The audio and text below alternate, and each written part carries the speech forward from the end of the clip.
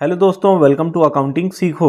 दोस्तों आइए आज की इस वीडियो में हम समझते हैं ड्यूटीज़ ऑफ एन ऑडिटर के बारे में कि एक ऑडिटर की क्या क्या ड्यूटीज़ होती हैं। इससे पहले की वीडियो में हम ऑडिटर के बारे में कि ऑडिटर कौन होता है, उसका क्या काम होता है और उसकी क्वालिटीज़ के बारे में यानी क्वालिटीज़ ऑफ एन ऑडिटर के बारे में अच्छे से समझ चुके हैं। अगर आप ऑडिटर और इसकी क्वालिटीज़ के बारे में जानना चाहते हैं तो आप इससे पहले की वीडियो देख सकते हैं। आज की इस वीडियो में हम समझते हैं ड्यूटीज़ ऑफ एन ऑडिटर के बारे में। यहाँ इसकी मीनिंग लिखी हुई है। The duties of an auditor involve a systematic examination of financial information, records, and internal controls to provide an independent and objective opinion on the accuracy and fairness of financial statements। तो इसका मतलब है कि auditor की duties का जो main objective होता है वो होता है कि ऑडिटर फाइनेंशियल रिकॉर्ड्स, उसके ऑपरेशंस और इंटरनल कंट्रोल्स का सिस्टमैटिक एग्जामिनेशन करे, मतलब उन्हें चेक करे और अपनी इंडिपेंडेंट और ऑब्जेक्टिव ओपिनियन दे कि यह जो फाइनेंशियल स्टेटमेंट्स हैं वह एक्यूरेट और फेयर है या फिर नहीं। तो फाइनेंशियल स्टेटमेंट्स की एक्यूरेसी और फेयरनेस का ओपिनियन देना।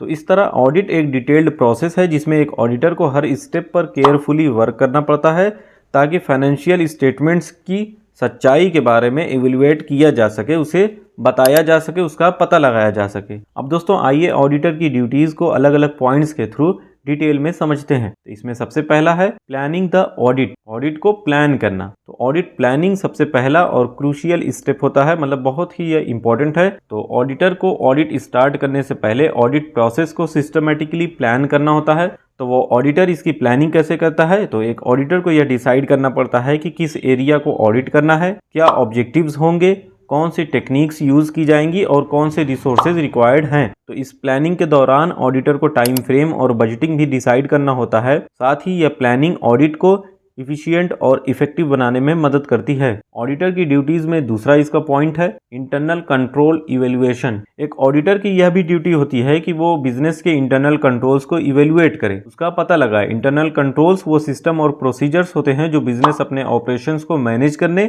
और फाइनेंशियल रिकॉर्ड्स को एक्यूरेट रखने के लिए यूज करते हैं। तो जो ऑडिटर है जो उसकी ऑडिट कर रहा है वह यह चेक करता है कि बिजनेस के फाइनेंशियल ऑपरेशन जो है वो सेफ हैं, फ्रॉड को प्रिवेंट करने के लिए इंटरनल सिस्टम कैसे काम कर रहे हैं और क्या इंटरनल कंट्रोल्स इफेक्टिव हैं। और अगर ऑडिटर को लगता है कि कंट्रोल वीक है तो वो इम्प्रूवमेंट की रिकमेंडेशन भी देता है। इसका तीसरा पॉइंट है एविडेंस गैदरिंग।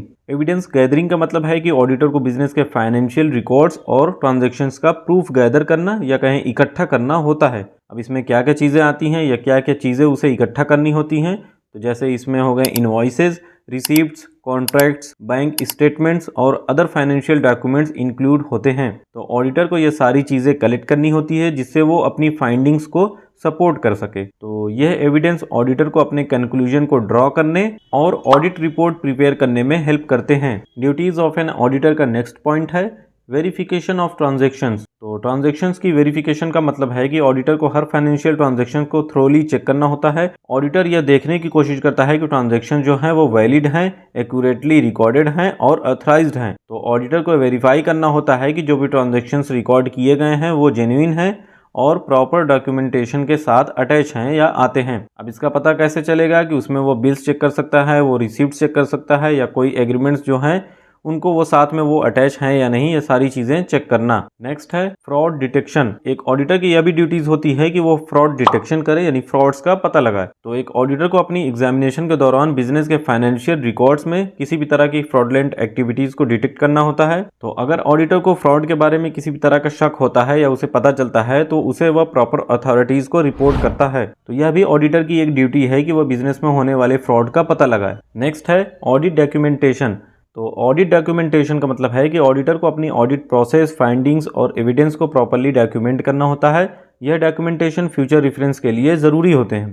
तो ऑडिटर को हर स्टेप को रिकॉर्ड करना पड़ता है जिससे उन्होंने किस इन्फॉर्मेशन को एग्जामिन किया है, क्या कंक्लूजन्स ड्रॉ किए हैं और किस बेसिस पर अपने ओपिनियन दिए हैं। तो ये डॉक्यूमेंटेशन ऑडिट की ट्रांसपेरेंसी और अकाउंटेबिलिटी को इंश्योर करता है। तो इसकी ड्यूटीज का नेक्स्ट पॉइंट है एक्सप्रेसिंग ओपिनियन। तो अपने ओपिनियन को एक्सप्रेस करना या बताना एक ऑडिटर की फाइनल ड्यूटी होती है। ऑडिट के कंप्लीट होने के बाद ऑडिटर को अपनी इंडिपेंडेंट ओपिनियन देनी होती है कि financial statements true and fair हैं या नहीं। तो ऑडिटर अपनी ओपिनियन को ऑडिट रिपोर्ट की फॉर्म में प्रेजेंट करता है। इस रिपोर्ट में ऑडिटर को स्पेसिफाई करना होता है कि फाइनेंशियल स्टेटमेंट्स किस किस एक्सटेंट तक एक्यूरेट हैं और अगर कोई इशू है तो उसका क्या इम्पैक्ट हो सकता है, इसका ओपिनियन भी उस ऑडिटर को अपनी रिपोर्ट में एक्सप्रेस करना होता है। ड्यूटीज ऑफ एन ऑडिटर का नेक्स्ट और लास्ट पॉइंट है, 8th पॉइंट है कम्युनिकेशन विद मैनेजमेंट। तो मैनेजमेंट के साथ कम्युनिकेशन भी ऑडिटर की एक इंपॉर्टेंट ड्यूटी होती है।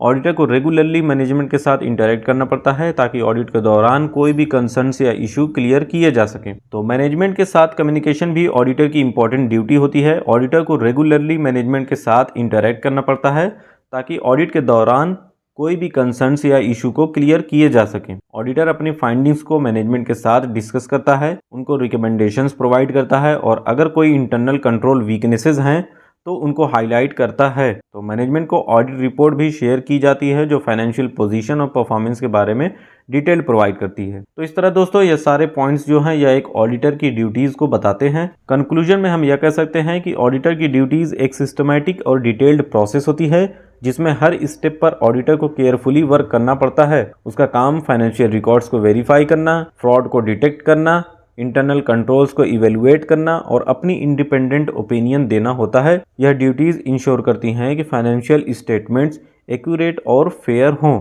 और उसके जो स्टेक होल्डर्स हैं वो बिजनेस की ट्रू फाइनेंशियल पोजीशन को समझ पाएं। तो इसके अलावा ऑडिटर को अपनी फाइंडिंग्स को प्रॉपर्ली डॉक्यूमेंट और कम्युनिकेट करना होता है ताकि ऑडिट प्रोसेस ट्रांसपेरेंट और अकाउंटेबल भी हो। तो आज के वीडियो में इतना ही। अगर आप ऑडिटिंग सब्जेक्ट की और भी वीडियोस देखना चाहते हैं तो चैनल में जाकर इसकी प्लेलिस्ट को एक बार जरूर चेक करें। Thank you.